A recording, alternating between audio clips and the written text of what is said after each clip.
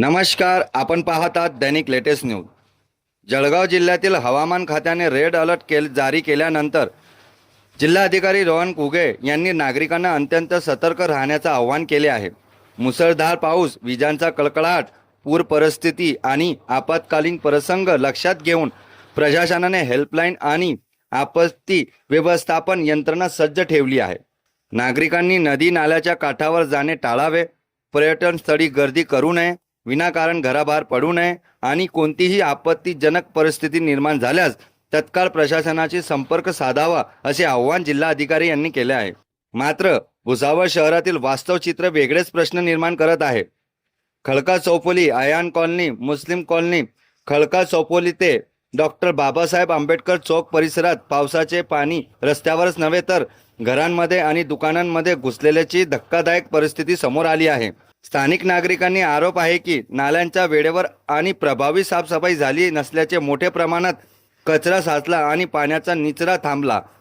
परिणामी अनेक कुटुंबाचे आर्थिक नुकसान झाले असून नागरिकांना मोठा त्रास सहन करावा लागत आहे।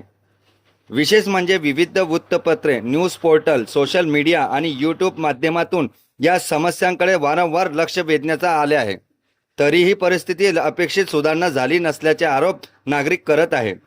अशा वेळी प्रश्न उपस्थित होतो, नागरिकांना सुरक्षित वातावरण, स्वच्छ नाले आणि मूलभूत नागरिक सुविधा देण्याची जबाबदारी नेमकी कोणाची? जर नाले वेळेत साफ झाले असते तर आज ही परिस्थिती टाळता आली असती का?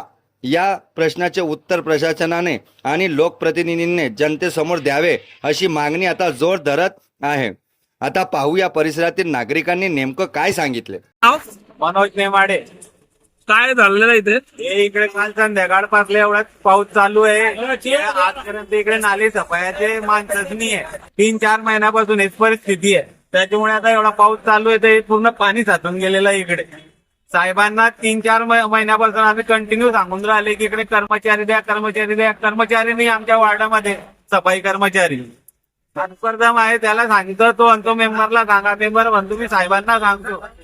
चालू 3-4 महिन्यापासून नाही इकडे। आता इकडे खालच्या घरांमध्ये पूर्ण पाणी गेलं। इकडे 5-6 दुकानं आहेत, त्यांच्या दुकानामध्ये सुद्धा पाणी घुसून गेलेलं आहे। सकाळचे कोणी कर्मचारी यायला तयार नाही इकडे। हे दुसऱ्या वार्डातले कर्मचारी बोलवले आणि आता इकडचा जो प्रॉपर कर्मचारी आहे त्याचा सकाळपासून पत्ता नाही इकडे अजून बी बरे।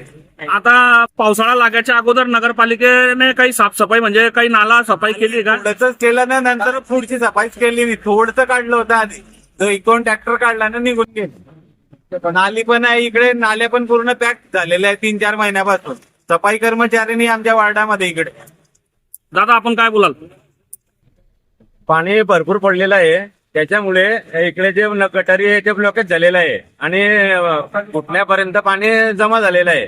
आणि मला फोन आलेला होता सुमित बराटेंचा, तेव्हा त्यांना सांगितलं मी असं असं, तर त्यांनी लगेच नगराध्यक्षांना यांना लाईन वरती घेतलं। त्यांनी लगेच एक 15-20 मिनिटात माणसं पाठवले। त्यांनी त्यांचं काम आता सफाईचं चालू केलेलं आहे। आता बघू काय होतं तर। नाल्याची साफसफाई झाली होती का? नाही, नाल्याची साफसफाई काही झाली नव्हती आणि गटारी वगैरे काही साफसफाई करत नाही इकडे। नागरिकांचे म्हणणे, प्रशासनाचे दावे आणि प्रत्यक्ष परिस्थिती यामध्ये मोठा तफावत दिसून येत आहे। आता भुसावळ नगरपालिका प्रशासनाने तातडीने नालेसफाई, पाण्याचा निचरा, नुकसानग्रस्तांना मदत आणि जबाबदारी निश्चित करण्यासाठी ठोस पावले उचलावीत अशी सर्वसामान्यांची अपेक्षा आहे। या संपूर्ण प्रकरणाकडे जिल्हाधिकारी रोहन कुगे यांनी गांभीर्याने लक्ष देऊन संबंधित विभागाकडून वास्तवस्थितीचा अहवाल मागवावा आणि आवश्यक असल्यास नियमानुसार कारवाई करावी अशीही मागणी नागरिकांकडून होत आहे।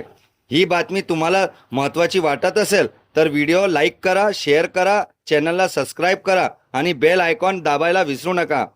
दैनिक लेटेस्ट न्यूज सातत्याने बाजूने जनतेच्या आवाजासाठी मी मुख्य संपादक हबीब चव्हाण। धन्यवाद।